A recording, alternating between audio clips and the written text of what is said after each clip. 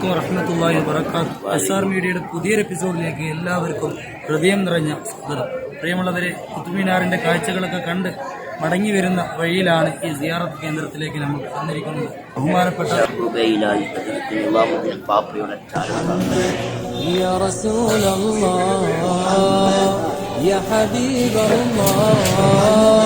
ദർഗയിലേക്ക് പോകുന്നതിന്റെ പരിസര ഭാഗമാണ് കേട്ടോ.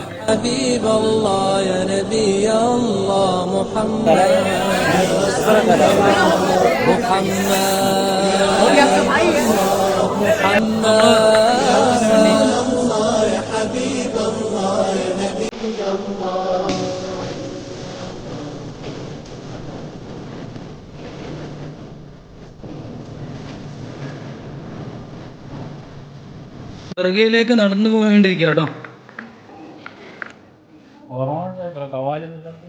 ആ ഇല്ലെങ്കിൽ അജ്മീറൊക്കെ അങ്ങനെ കാണാനില്ല അല്ലേ? കോട്ടയിലും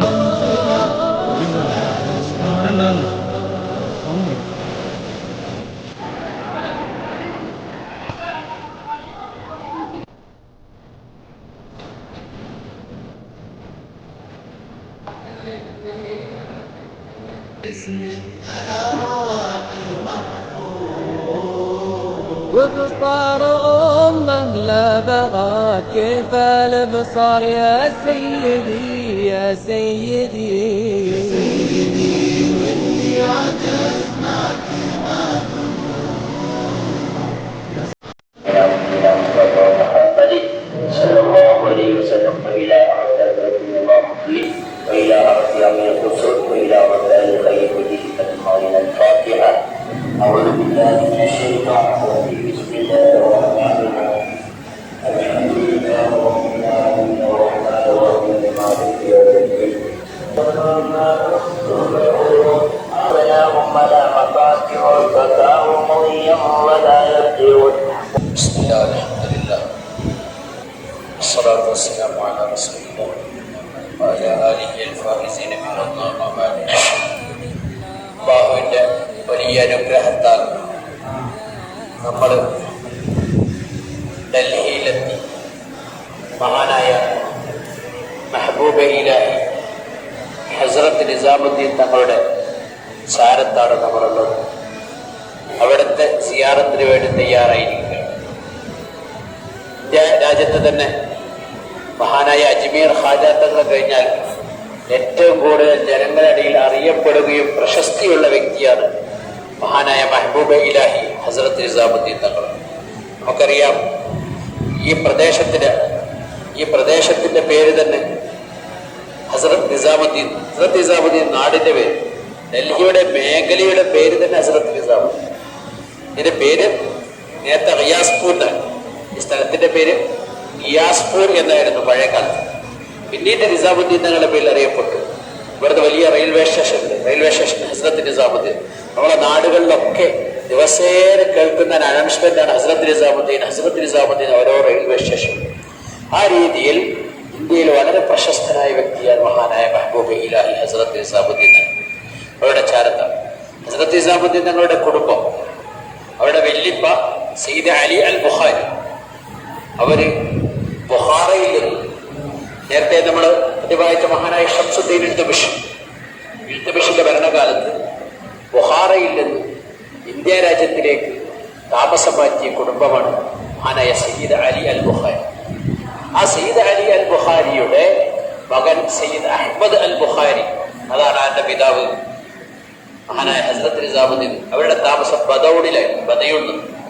യുപിയിലെ ഉത്തർപ്രദേശിലെ ബദൗണിലായിരുന്നു താമസം. ബദൗണിലെ ഖാദിയായിരുന്നു സയ്യിദ് അഹ്മദ് അൽ ബുഖാരി. വലിയ ഫഖീഹും വലിയ പണ്ഡിതനും വലിയ സൂഫിയും വലിയുമായ മഹാനായ സയ്യിദ് അഹ്മദ് അൽ ബുഖാരി ഈ ബദൗണിലെ ഖാദിയായിട്ട് ബാൽബൻ, ഇന്നത്തെ റിയാസുദ്ദീൻ ബാൽബന്റെ ഭരണകാലത്ത് ഖാദിയായിട്ട് നിയമിച്ചു. പക്ഷേ ഖാദി സ്ഥാനം കുറച്ച് കഴിഞ്ഞപ്പോൾ മൂപ്പർക്കും എടുത്തു.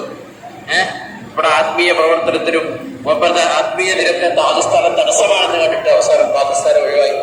മഹാനായ അഹ്മദ് അൽ ബുഖാരി, അവരുടെ പിതാവ് സയ്യിദ് അഹ്മദ് അൽ ബുഖാരി ഈ കറാമത്തിലൂടെ മൂപ്പരെ സംഭവത്തിന് മൂപ്പര് പ്രസവിച്ചു വിടുന്ന ഷഹാദെങ്കിലും ഇല്ല.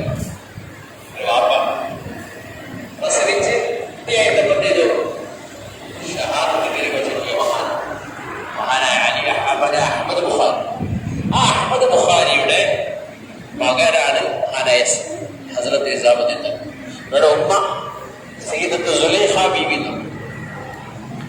സുലൈഖ ബീവി സയ്യിദ് അഹ്മദ് അൽ ബുഖാരിയുടെ അമ്മാവന്റെ മകനാണ്. ഇവര് കുടുംബത്തോടു കൂടെ സയ്യിദ് അലി അൽ ബുഖാരിയും അവരുടെ അമ്മാവന്റെ മോനൊന്നിച്ച് ബുഖാറിയിൽ നിന്ന് ഇന്ത്യയിലേക്ക് വന്ന് ബദോഡിൽ താമസമാക്കി. എന്നിട്ട് ഇവര് അമ്മാന്റെ മക്കളെ കല്യാണം കഴിച്ചു.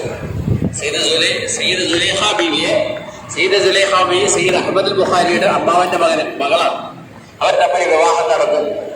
അങ്ങനെ മഹാനായ അഹ്മദ് അൽ ബുഖാരി ജനിച്ച കുട്ടിയാണ് മഹാനായ ഹസ്രത്ത് നിസാമുദ്ദീൻ. ഹസ്രത്ത് നിസാമുദ്ദീൻ തങ്ങൾ ഹിജറ 636 ജനിച്ചു. ഹിജറ 725 വഫാത്തായത്. 636 എന്നാണ് ഹാജാത്തങ്ങൾ മഹാനായ ഖുത്ബുദ്ദീൻ ബഖ്തിയാരിയുടെ വഫാത്തിന് ശേഷം, നമ്മൾ നേരത്തെ സിയാറത്ത് ചെയ്ത മഹാൻ ഖുത്ബുദ്ദീൻ ബഖ്തിയാരിയുടെ വഫാത്തിന് ശേഷം ഹിജറ 636 മഹാനായ ഹസ്രത്ത് നിസാമുദ്ദീൻ ജനിക്കുന്നത്. തങ്ങൾ ജനിക്കുന്നത് ഹിജറ 725 വഫാത്ത്. തന്റെ 5ാമത്തെ വയസ്സിൽ തന്നെ 646 തന്നെ മഹാനായ അഹ്മദ് അൽ ബുഖാരി വഫാത്തായി. ഇതാവല്ലോ വലിയ വലിയ മഹാന്മാരുടെ ചരിത്രത്തൊക്കെ കാണുന്നത് യത്തീമായിട്ട്. റസൂലുള്ളാഹി സ്വല്ലല്ലാഹു അലൈഹി വസല്ലം വലിയ വലിയ ഔലിയാക്കന്മാരൊക്കെ ചെറുപ്പത്തിലെ യത്തീമായിട്ടാണ്. മഹാനായ ഹസ്രത്ത് നിസാമുദ്ദീൻ തങ്ങളെയും 5ാമത്തെ വയസ്സിൽ തന്റെ പിതാവ് സയ്യിദ് അഹ്മദ് അൽ ബുഖാരി വഫാത്തായി. അതിനുശേഷം വർഷകാലം അവിടെ തന്നെ പഠനം നടത്തിയതിനു ശേഷം ഉന്നത പഠനത്തിന് വേണ്ടി അന്ന് അവിടുന്ന് കുടുംബസമേതം ഇങ്ങോട്ട് പറയും ഡൽഹിയിലേക്ക് താമസമായി. മഹദിയായ സയ്യിദത്ത് സുലൈഖ അവിടുത്തെ ഉമ്മ കുടുംബസമേതം ഇങ്ങോട്ട് താമസമായി. പിന്നീട് ഹസ്രത്ത് നിസാമുദ്ദീൻ തങ്ങൾ ചെറുപ്പത്തിൽ തന്നെ വലിയ കഴിവുള്ള ആളാണ്, നല്ല ബുദ്ധിമാൻ. ചെറുപ്പത്തിൽ തന്നെ വിശുദ്ധ ഖുർആനൊക്കെ മനഃപ്പാടമാക്കി പഠനത്തിലൊക്കെ വലിയ ഉന്നതിയിൽ പഠിച്ച വ്യക്തിയാണ് ഹസ്രത്ത് നിസാമുദ്ദീൻ. ചെറുപ്പത്തിൽ മഹാനായ ഹസ്രത്ത് നിസാമുദ്ദീൻ തങ്ങൾ ഇവരെ പഠിച്ചിരുന്നത് നമ്മൾ നേരത്തെ കണ്ടില്ല, കോളേജ് ഇവിടെ കുത്തബിനാറിനടുത്ത് സംസ്കൃതി എഴുത്തുവിഷ സ്ഥാപിച്ച ഖുവത്തുൽ ഇസ്ലാം മദ്രസ. ആ ഖുവത്തുൽ ഇസ്ലാം മദ്രസയിലായിരുന്നു ഹസ്രത്ത് നിസാമുദ്ദീൻ തങ്ങൾ പഠിച്ചിരുന്നത്. ഹസ്രത്ത് നിസാമുദ്ദീൻ തങ്ങൾ അവിടെ പഠിച്ചുകൊണ്ടിരിക്കുന്ന സമയത്ത് തന്നെ അടുത്ത് ഏകദേശം ഒരു 2-3-4 കിലോമീറ്റർ അവിടെയാണ് തൊട്ടടുത്താണ് വീടുള്ളത്. 3 കിലോമീറ്റർ ദൂരെയുള്ളൂ വീട്ടിലേക്ക്. എല്ലാ മാസവും 1-ാം തീയതി ഹസ്രത്ത് നിസാമുദ്ദീൻ തങ്ങൾ ഉമ്മാന്റെ അടുത്ത് വരും. ഇന്ന് മാസം 1-ാം സന്തോഷ വാർത്ത അറിയിക്കും. ഒരു പ്രാവശ്യം ഉമ്മാനെ സന്തോഷ വാർത്ത അറിയിച്ചപ്പോൾ ഉമ്മ പറഞ്ഞു, മോനെ അടുത്ത മാസം നീ ആരെയാണ് സന്തോഷ വാർത്ത അറിയിക്കുക? അടുത്ത മാസം നീ ആര് സന്തോഷ വാർത്ത അറിയിക്കുക? ഈ ചോദ്യത്തിന്റെ പോലെ ഹസ്രത്ത് നിസാമുദ്ദീൻ കുട്ടിക്ക് മനസ്സിലായി. കുട്ടി ഉമ്മാനോട് ചോദിച്ചു, ഉമ്മ എന്നെ നിങ്ങൾ ആരെ ഏൽപ്പിച്ചുകൊണ്ടാണ് പോകുന്നത്? ചോദിച്ചു.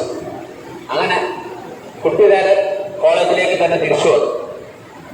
കുട്ടി കോളേജിലേക്ക് തിരിച്ചു വന്ന് പാതിരാത്രി ഹസ്രത്ത് നിസാമുദ്ദീൻ ഉമ്മ തന്റെ ഹാദിമത്തിന് പറഞ്ഞേക്കും കോളേജിൽ ആരെ കുട്ടിനെ കൊണ്ടുവരാൻ. ഹസ്രത്ത് നിസാമുദ്ദീൻ തങ്ങൾ കുട്ടിനെ പാതിരാത്രി കൊണ്ടുവന്നു. പുലർച്ചെ സുബഹി നിസ്കാരത്തിന് ശേഷം ഉമ്മാനോട് എന്തിനെ രാത്രി എന്നോട് വരാൻ പറഞ്ഞത്. ആ സമയത്ത് ഹസ്രത്ത് നിസാമുദ്ദീൻ തങ്ങളുടെ ഉമ്മ പറഞ്ഞു, മോനെ ഇതൊരു ചോദ്യം വെച്ചിട്ടുണ്ട്. ഇന്നലെ ഈ ഒരു ചോദ്യം ചോദിച്ച് ആരെ ഏൽപ്പിച്ചുകൊണ്ടാ പോകുന്നില്ലേ? ആ ചോദ്യത്തിന് മറുപടി പറയാൻ വേണ്ടി വന്നതാണ്. അങ്ങനെ ഹസ്രത്ത് നിസാമുദ്ദീൻ തങ്ങൾ അവിടെ ഉമ്മ പറഞ്ഞു അതിന് മറുപടി പറയാൻ വേണ്ടി വന്നതാണെന്ന് പറഞ്ഞിട്ട് ആ ഉമ്മ സുബഹി നിസ്കരിച്ചിട്ട് കുട്ടിന്റെ കൈ പിടിച്ചിട്ട് വീടിന്റെ പുറത്തിറങ്ങിയിട്ട് അല്ലാഹുവിനോട് പൊട്ടിക്കരഞ്ഞുകൊണ്ട് ദുആ ഇരിക്കുന്നതാ, എന്റെ ഈ കുട്ടിയെ നീ ഏറ്റെടുക്കണം, നിന്നെ ഏൽപ്പിക്കുന്നു പറഞ്ഞിട്ട് പൊട്ടിക്കരഞ്ഞുകൊണ്ട് ആ ഉമ്മ അല്ലാഹുവിനോട് ദുആയിരുന്നു. ആ ദുആ അവസാനിക്കാറായപ്പോൾ അവിടെ വെച്ച് തന്നെ ഉമ്മ വഫാത്തായി. സയ്യിദത്ത് സുലൈഖ ബീവി അവിടുത്തെ ഖബറുണ്ട്. അവിടെ കുത്തബിനാർ പോയില്ല, അവിടുത്തെ കുറച്ചുകൂടി ഒരു 3 കിലോമീറ്റർ അപ്പുറത്താണ് സയ്യിദത്ത് സുലൈഖ ബീവിയുടെ ഖബറുണ്ട്.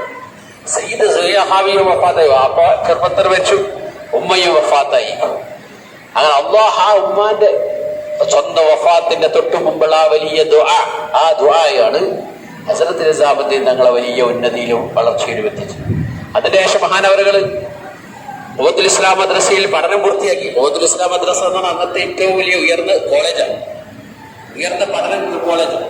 ഖുവത്തുൽ ഇസ്ലാം മദ്രസയിൽ നിന്ന് 1-ാം റേക്കോർഡ് കൂടെ ഏറ്റവും ഉന്നത രീതിയിൽ പഠനം പൂർത്തിയാക്കിയാൽ അന്ന് കിട്ടുന്ന ജോലി പാകിസ്ഥാനിൽ മുസ്ലിം ഭരണം. അവിടെ ഇന്ത്യയൊക്കെ മുസ്ലിങ്ങൾ ഭരിക്കുന്നത. അപ്പൊ അവിടുത്തെ പാകിസ്ഥാനം കോടതിയിലെ ജഡ്ജി സ്ഥാനം കിട്ടും.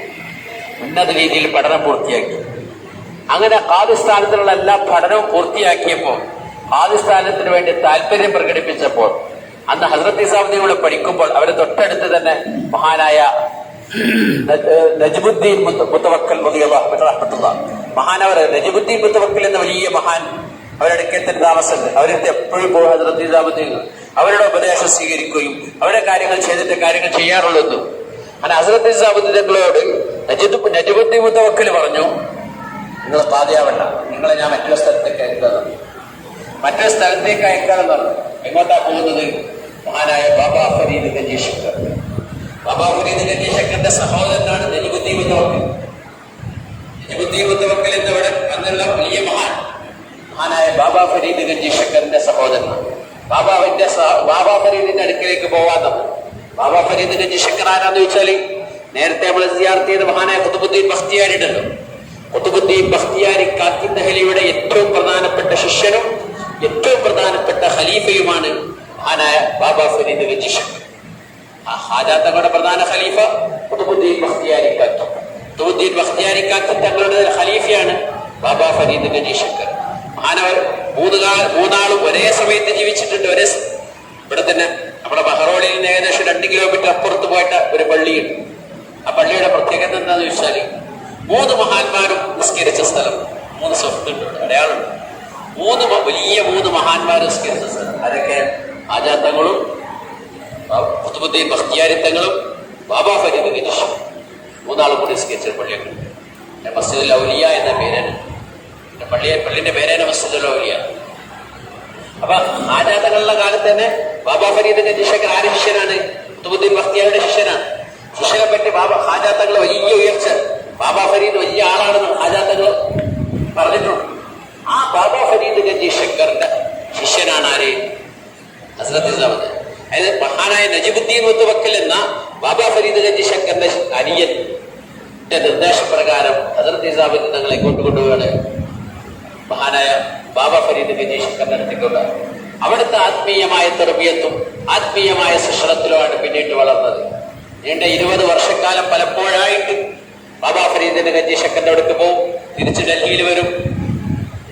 അങ്ങനെ പല ഘട്ടങ്ങളിലായിട്ട് ബാബാ ഫരീദിൽ നിന്ന് അവസാനം ഖിലാഫത്ത് തന്റെ ആത്മീയമായ തർബിയത്തിനുള്ള അധികാരം നൽകി ബാബാ ഫരീദ് ഗഞ്ചി ശക്കർ എന്ന ഹസ്രത്ത് നിസാമുദ്ദീൻ തങ്ങൾ ഖലീഫ പട്ടം സ്വീകരിച്ചു. അവിടുത്തെ പിന്തുടർച്ചക്കാരൻ അഥവാ ഹാജാ തങ്ങളുടെ പിൻഗാമി ഖുതുബുദ്ദീൻ ബഖ്തിയാരി, ഖുതുബുദ്ദീൻ ബഖ്തിയാരിയുടെ പിൻഗാമി ബാബാ ഫരീദ് ഗഞ്ചി ശക്കർ, ബാബാ ഫരീദ് ഗഞ്ചി ശക്കറിന്റെ പിൻഗാമി ഖലീഫയാണ് മഹാനായ ഹസ്രത്ത് നിസാമുദ്ദീൻ തങ്ങൾ.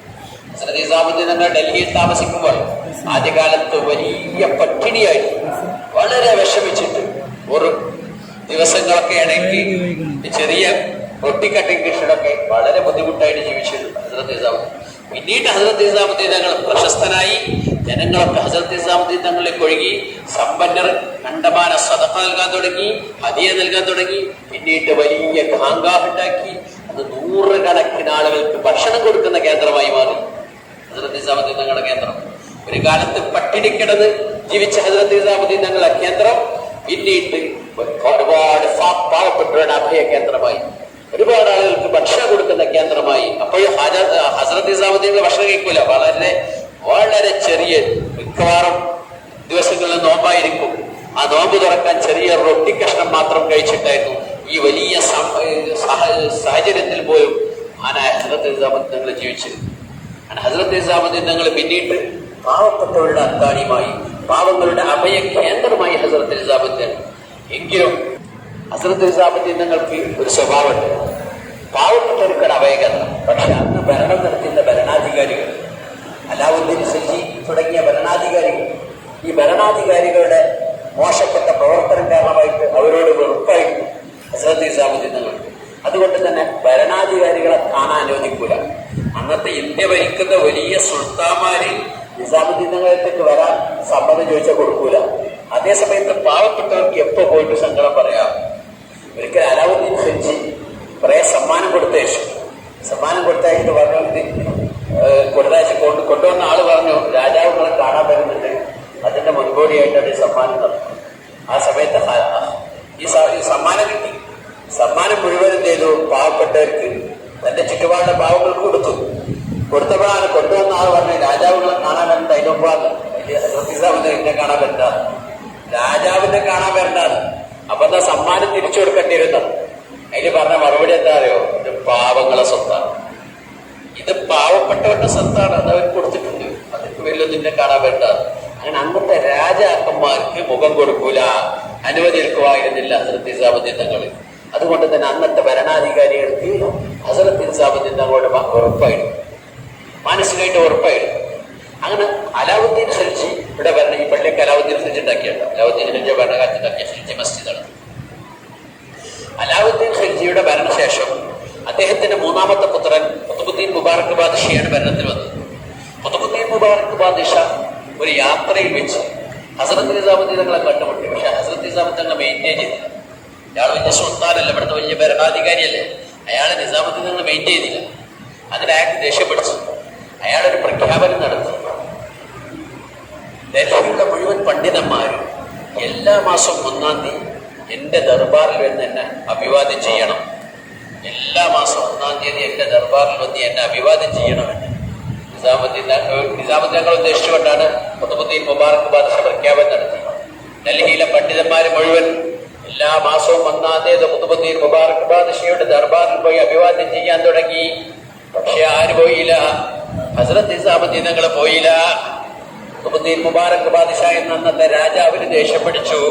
അദ്ദേഹം പ്രഖ്യാപിച്ചു, നാളെ അടുത്ത മാസം 1-ാം തീയതി ഹസ്രത്ത് നിസാമുദ്ദീൻ തങ്ങൾ എന്റെ ദർബാറിൽ വന്ന് എന്നെ അഭിവാദ്യം ചെയ്തില്ല എങ്കിൽ അദ്ദേഹത്തിന് ചങ്ങല കിട്ടിട്ട് കൊണ്ടുവരും, ചങ്ങല കിട്ടി ഇവിടെ ഹാജരാകും.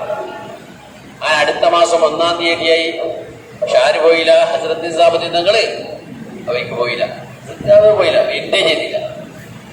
അദ്ദേഹത്തിന് ദേഷ്യപ്പെടുത്തി അദ്ദേഹം പ്രഖ്യാപിച്ചു, നാളെ രാവിലെ ഹസ്രത്ത് നിസാമുദ്ദീൻ തങ്ങളെ ചങ്ങല കെട്ടിട്ട് എന്റെ ദർബാറിൽ ഹാജരാക്കണമെന്ന് പ്രഖ്യാപിച്ചു ഖുത്ബുദ്ദീൻ മുബാറക് ബാദ്ഷാ. പക്ഷേ സംഭവിച്ചത് എന്താണെന്നറിയോ? അന്ന് രാത്രി ഖുത്ബുദ്ദീൻ മുബാറക് ബാദ്ഷായുടെ സൈന്യാധിപരായ ഹസ്റാ ഖാൻ ഖുത്ബുദ്ദീൻ മുബാറക് ബാദ്ഷാന്റെ റൂമിൽ ചെന്ന് ഖുത്ബുദ്ദീൻ മുബാറക് ബാദ്ഷാനെ കുത്തിക്കൊന്നൂട്ട് ഭരണമേറ്റെടുത്ത വാർത്തയാണ് പിറ്റേന്ന് കേൾക്കുന്നത്. അയാളെ കൊന്ന്, മുബാറക് ബാദ്ഷാനെ കൊന്നിട്ട് അദ്ദേഹത്തിന്റെ സൈന്യാധിപൻ ഹസ്റാ ഖാൻ ഭരണമേറ്റെടുത്തു.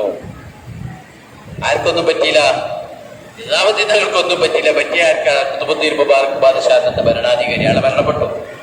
അതുപോലെ മറ്റൊരു സംഭവം, ഗിയാസുദ്ദീൻ തുഗ്ലക്കിന്റെ ഭരണകാലത്ത് ഗിയാസുദ്ദീൻ തുഗ്ലക്ക് മംഗോളിയരുമായിട്ട്, അന്നത്തെ വലിയ ശത്രു മംഗോളിയരുമായിട്ട് യുദ്ധത്തിന് പോയപ്പോ ഇവിടെ ഒരു കൊട്ടാരം പണിയാൻ കുറെ പണിക്കാരെ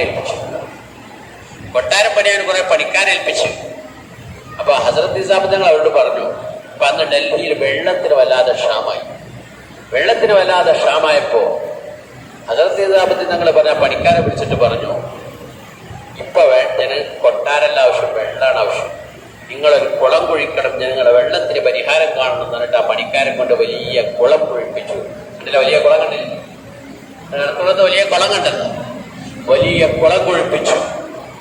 പക്ഷേ ഈ സംഭവം ഗിയാസുദ്ദീൻ തുഗ്ലക്ക് എന്ന രാജാവ് അറിഞ്ഞു.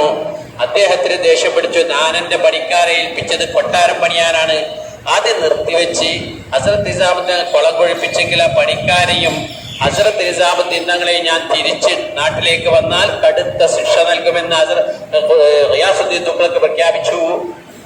രാജാവാ പ്രഖ്യാപിക്കുന്നത്. പണിക്കാരെ വല്ലാതെ പേടിച്ചു വിഷമിച്ചു. നിസാമുദ്ദീൻ തങ്ങളോട് വന്ന് സങ്കടം പറഞ്ഞപ്പോൾ നിസാമുദ്ദീൻ തങ്ങൾ പറഞ്ഞ മറുപടി എന്താ അറിയോ? ഗിയാസുദ്ദീന് നിങ്ങളൊരു ചുക്കും ചെയ്യാൻ കഴിയില്ല, എന്നാണ് എന്റെ പ്രഖ്യാപനം. ആണ് ഗിയാസുദ്ദീൻ തുഗ്ലക്ക് മംഗോളിയരുമായിട്ടുള്ള യുദ്ധത്തിൽ വിജയം വരിച്ചു. യുദ്ധത്തിൽ വിജയിച്ച് തിരിച്ച് ഡൽഹിയിൽ വന്നപ്പോൾ ഡൽഹിയുടെ അതിർത്തിയിൽ വലിയ സ്വീകരണം ഏർപ്പെടുത്താണ് ഗിയാസുദ്ദീൻ തുഗ്ലക്കിന്. ആ ഡൽഹിയിൽ സ്വീകരണം ഏർപ്പെടുത്താൻ വേണ്ടി വലിയ സ്റ്റേജ് കെട്ടി. ആ സ്റ്റേജിന്റെ മുകളിൽ ഗിയാസുദ്ദീൻ തുഗ്ലക്ക് കയറലോടുകൂടെ സ്റ്റേജ് ഒന്നായിട്ടായിട്ട് പൊളിഞ്ഞാടി. അവിടെ വെച്ച് തന്നെ ഗിയാസുദ്ദീൻ തുഗ്ലക്ക് മരണപ്പെട്ടു. ഇന്ത്യ ചരിത്രത്തിൽ വ്യക്തമായിട്ടുള്ള സംഭവം. ഗിയാസുദ്ദീൻ തുഗ്ലക്ക് മരണമൊക്കെ അവിടെ വെച്ച് തന്നെ മരിച്ചു. അയാൾക്ക് സ്വന്തം നാട്ടിലേക്ക്, സ്വന്തം സിംഹാസനത്തിലേക്ക് തിരിച്ചെത്താൻ അദ്ദേഹത്തിന് സാധിച്ചില്ല. അതിനുശേഷം അന്ന് ഭരണാധികാരി മുഹമ്മദ് ബിൻ തുഗ്ലക്ക്, ഗിയാസുദ്ദീൻ തുഗ്ലക്ക്, മുഹമ്മദ് ബിൻ തുഗ്ലക്ക് എന്ത് ചെയ്തു? പിന്നീട് ഹസ്രത്ത് നിസാമുദ്ദീൻ തങ്ങളോട് മാപ്പ് പറഞ്ഞിട്ടാണ് ഭരണം ഏറ്റെടുത്തത്. അങ്ങനത്തെ ഒരുപാട് സംഭവങ്ങൾ, ഒരുപാട് കറാമത്തിൻ്റെ ഒരൊറ്റ സംഭവം കൂടി പറയാം, സമയമില്ല. മഹാനായ ഹസ്രത്ത് നിസാമുദ്ദീൻ തങ്ങൾ തന്റെ ശിഷ്യനായ മുഹമ്മദ് ബിൻ തുഗ്ലക്കിന്റെ ഭരണകാലത്ത് അദ്ദേഹം ഡൽഹിയിൽ തലസ്ഥാനം ദൗലത്താബാദിലെ മഹാരാഷ്ട്രയിലെ ദൗലത്താബാദിലേക്ക് പറ്റി. അങ്ങനെ സൈന്യവും ഓഫീസുകളൊക്കെ ഇവിടുന്ന് 10,000-കണക്കിന് ജനങ്ങൾ ഇവിടുന്ന് അങ്ങോട്ട് പോയ സംഭവം പിന്നീട് അത് പരാജയമായിട്ട് തിരിച്ചു വന്നു. ഇതിനൊക്കെയാണ് തുഗ്ലക്കൻ പരിഷ്കാരം എന്ന്, പരാജയപ്പെട്ട പരിഷ്കാരങ്ങൾക്കൊക്കെ പറഞ്ഞൊരു പേരാണ് തുഗ്ലക്കൻ പരിഷ്കാരം. ആ മുഹമ്മദ് ബിൻ തുഗ്ലക്ക് അങ്ങോട്ട് താമസം പറ്റിയപ്പോൾ ഇസ്ലാമിക ദഅ്വാ പ്രവർത്തനത്തിന് വേണ്ടി വലിയൊരു സംഘത്തിന്, അവിടെ ദഅ്വാ നടത്താൻ വേണ്ടി വലിയൊരു സംഘത്തിന് നൂറുകണക്കിന് ആളുകളെ മഹാനായ മുന്തജിബുദ്ദീൻ സർസരി സർബക്ഷിയുടെ നേതൃത്വത്തിൽ, ചെറുപ്പക്കാരൻ 19 വയസ്സായ മുന്തജിബുദ്ദീൻ സർസരി സർബക്ഷിയുടെ നേതൃത്വത്തിൽ ദൗലത്താബാദിലേക്ക് അയച്ചു. ഹസ്രത്ത് നിസാമുദ്ദീൻ ദൗലത്താബാദിലേക്ക് അയച്ചു. ദൗലത്താബാദിലേക്ക് എത്തിക്കുമ്പോ മുന്തജിബുദ്ദീൻ സർസരി സർബക്ഷി ചോദിക്കാറ്, എന്നെ ഇവരുടെ അമീറായിട്ടാണല്ലോ നിങ്ങൾ അയക്കുന്നത്, എന്റെ അടുത്ത് എന്താണല്ലോ ഇവർക്ക് ഭക്ഷണം 10-15 ദിവസം യാത്ര ചെയ്താലേ അക്കാലത്ത് ദൗലത്താബാദിലെത്തുള്ളൂ. ആ സമയം ഇവർക്ക് ഭക്ഷണം കൊടുക്കണ്ടേ, ഇവർക്ക് തിന്നാൻ കൊടുക്കണ്ടേ, എന്റെ കയ്യിൽ എന്താണുള്ളത്? തന്റെ ഉസ്താദിനോട്, ഷെയ്ഖിനോട് മുന്തജിബുദ്ദീൻ സർസരി സർബക്ഷി ചോദിച്ച സമയത്ത് ഹസ്രത്ത് നിസാമുദ്ദീൻ തങ്ങൾ പറഞ്ഞൊരു വാക്കുണ്ട്, നീ അള്ളാഹുവിന്റെ വലിയാണ്, അള്ളാഹുവിന്റെ വലിയന്റെ കാര്യം അള്ള ഏറ്റെടുത്താണ്, നീ പേടിക്കേണ്ട ബൈക്കോ. വാക്ക് ആ തവക്കുലിന്റെ കാരണം അള്ളാന്റെ വലിയാണ്, നീ അള്ളാന്റെ വലിയന്റെ കാര്യം അള്ള ഏറ്റെടുത്താണ് ബൈക്കോന്ന്. അങ്ങനെ ആ സംഘം പോയി. ഓരോ ദിവസവും രാത്രി തഹജ്ജുദ് നിസ്കരിച്ചിട്ട് തന്റെ മുസല്ല പൊന്തിച്ചാൽ അന്നത്തെ ആവശ്യമായ ആളുകൾക്ക് വേണ്ട ഭക്ഷണത്തിന് വേണ്ട സ്വർണ്ണ നാണയം ലഭിക്കുമായിരുന്നു. ഓരോ ദിവസവും മുസല്ലാട്ട് പൊന്തിച്ചും മുന്തജിബുദ്ദീൻ സർസരി സർബക്ഷിക്ക് സ്വർണം. തിരിച്ച് ഡൽഹിയിൽ വന്നു. വളരെ സങ്കടപ്പെട്ട് അന്നത്തെ ഭരണാധികാരിയായിട്ട് ബന്ധപ്പെട്ടിട്ട് രണ്ടാമത് വീണ്ടും ആധാരം ഉണ്ടാക്കി. ഈ വീണ്ടും ആധാരം ഉണ്ടാക്കി അയാൾ പോയപ്പോൾ വീണ്ടും അയാൾ എന്ത് ചെയ്തു? ആധാരം നഷ്ടപ്പെട്ടു. അങ്ങനെ അയാൾ ആകെ കുടുങ്ങിപ്പോയി. ഇനി ഇവിടുന്ന് കിട്ടൂല. അയാൾ നടത്തുന്ന എത്രയോ നൂറുകണക്കിന് ഏക്കർ ഭൂമിയുടെ രേഖയാണ്. അത് നഷ്ടപ്പെട്ടാൽ പിന്നെ അയാൾക്ക് എന്ത് ചെയ്യാൻ പറ്റില്ല, അവിടെ കൃഷി നടത്താൻ പറ്റില്ല. അങ്ങനത്തെ ആ രേഖ ഒന്നായിട്ട് നഷ്ടപ്പെട്ടു. കാണുന്നത് ദർഗയുടെ പരിസരത്തുള്ള പള്ളിയാണ് കേട്ടോ. പുരാതന കാലത്ത് നിർമ്മിച്ച ഒരു കെട്ടിടം പോലെ വളരെ ഭംഗിയായിട്ടാണ് പള്ളിയുടെ നിർമ്മാണം. يا رسول الله يا حبيب الله يا رسول الله يا حبيب الله يا نبي الله محمد يا رسول الله محمد يا حبيب الله محمد يا رسول الله يا حبيب الله. മുഴുവനും കൊത്തുപണികളാണ് കേട്ടോ. അറബി വാക്യങ്ങൾ എഴുതിയിട്ടുണ്ട്.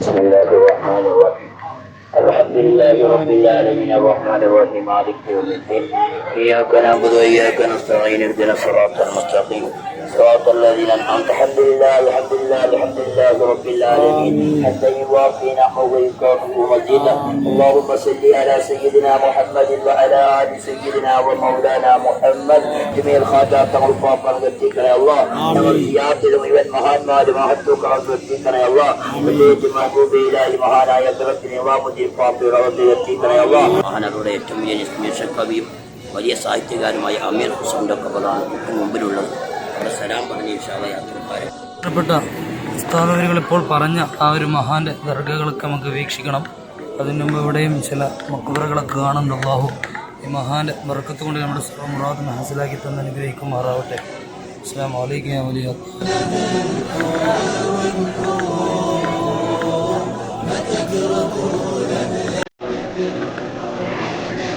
ഇവിടെയൊക്കെ ഒരുപാട് മക്ബറകളുണ്ട് കേട്ടോ.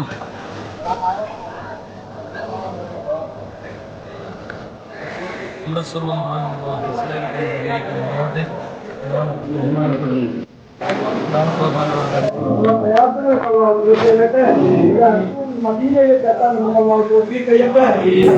തങ്ങളെ കാണാൻ ഇവരെപ്പോഴും കഴിയട്ടെ. ഇവ പാപങ്ങളൊക്കെ കൊടുത്തു തരട്ടെ. കർമ്മക്കർമ്മ ശുദ്ധിയാക്കി തരട്ടെ. സ്വർഗത്തിലെ കാരണത്തിൽ രക്ഷപ്പെടാൻ നമുക്ക് തൗഫീഖ് നൽകട്ടെ.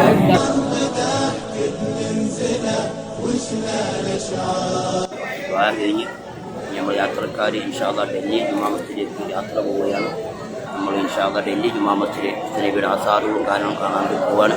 SR മീഡിയയിൽ ഉസ്താദിനും അവിടുത്തെ കാഴ്ചക്കാർക്കും അതിൽ പങ്കെടുക്കുന്നവർക്കും അത് ചാനൽ കാണുന്നവർക്കും മഹാനായ മഹബൂബയിലായി മഹാനായ ഹസ്രത്ത് നിസാം പാപ്പാന്റെ മദതും വലിയ ബറക്കത്തും അല്ലാഹു നൽകുമാറാവട്ടെ. എല്ലാ വിഷമത്തും അല്ലാഹു സലാമത്ത് നൽകട്ടെ. വലിയ ഖൈർ അല്ലാഹു നൽകുമാറാവട്ടെ. എന്തൊക്കെ വിഷമം പ്രയാസം ഒക്കെ അല്ലാഹു തീർച്ചരുമാറാവട്ടെ. മാരകമായ മഹാമാരി കൊറോണ രോഗത്തൊട്ട് നമ്മളെയും നമ്മുടെ അയലുകാരെയും ഈ ചാനലിൽ ദർശിക്കുന്നവരും ഒക്കെ അല്ലാഹു കാത്ത് രക്ഷിക്കുമാറാവട്ടെ. ഹസ്രത്ത് നിസാമുദ്ദീൻ പാപ്പാന്റെ മദതും വലിയ റാഹത്തും വലിയ സന്തോഷവും അല്ലാഹു നമുക്ക് നൽകുമാറാവട്ടെ. ആമീൻ റഹ്മത്തുള്ളാഹി. അൽഹംദുലില്ലാഹ് ഒരുപാട് റാഹത്തായിട്ടോ മനസ്സ് നിറയെ സിയാറത്തൊക്കെ ചെയ്ത് എല്ലാ ആളുകളും ഇവിടുന്ന് പിരിയാണ്. ഇനി തുടർന്നുള്ള നല്ല നല്ല കാഴ്ചകൾ വീണ്ടും നിങ്ങളിലേക്ക് എത്തിക്കുന്നതായിരിക്കും. ഈ ഒരു വീഡിയോ ഇവിടെ വെച്ച് അവസാനിക്കുന്നതല്ല. ഇൻഷാ അല്ലാഹ് അജ്മീർ സിയാറത്തിന്റെ ബാക്കിയുള്ള കാഴ്ചകൾ വീണ്ടും നിങ്ങളിലേക്ക് എത്തുന്നതായിരിക്കും എന്ന് ഓർമ്മപ്പെടുത്തുന്നതോടുകൂടി തൽക്കാലം അസ്സലാമു അലൈക്കും വറഹ്മത്തുള്ളാഹി വബറകാതുഹു.